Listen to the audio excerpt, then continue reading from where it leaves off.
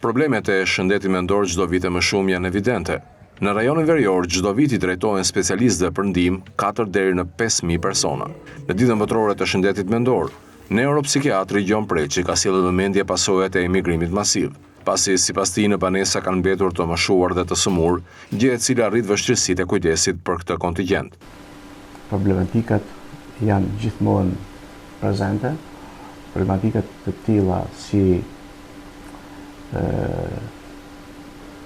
mungesa e burimeve të duhura, jo në aspektin njerëzor, se në aspektin njerëzor nuk jemi aq keq, kemi figura profesionale të specializuara që tashmë me një eksperiencë shumë të madhe, shumë vjeçare, por burimet materiale janë njerëzorisht të pakta dhe nga viti në vit kanë shkuar duke u paksuar, me vend që të ishte e kundërta.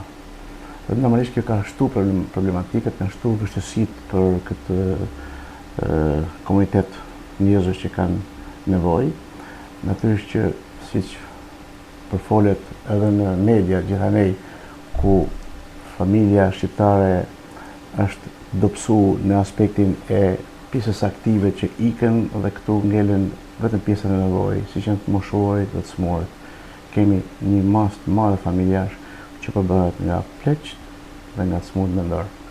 Imagjino tash këto dy individ me mbështet njëri tjetrin. Është e pamundur dhe kjo krijon pastaj vështirësi për me marrë këta njerëz në një nivel të mirë, stabiliteti si nga ana mendore ashtu edhe funksionale, në tim të punës, në tim të aktivitetit, në tim të si thon, për të funksionuar si një individ i lirë me nevojat përkatëse. Dhe kjo është një këmbon alarmi të ndajtëm, sepse rënja e burimeve materiale, pamundësia e njerëzve për me aksesu shërbimet e duhura për shkak se ka nevojë të mbështesin.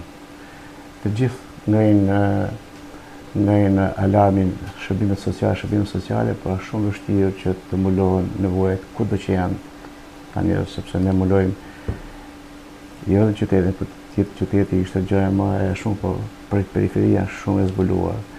Shumë e zbuluar edhe në aspektin mjekësor, por në aspektin e burimeve të specializuara, por si të mbos materiale. Njerëz që vinë e ngjelin rrugash për të marrë një shërbim, një recetë, një informacion, një dokument caktuar që i duhet për invaliditet e tjetër, kjo ka vështirësuar shumë realisht këtë grup popullate.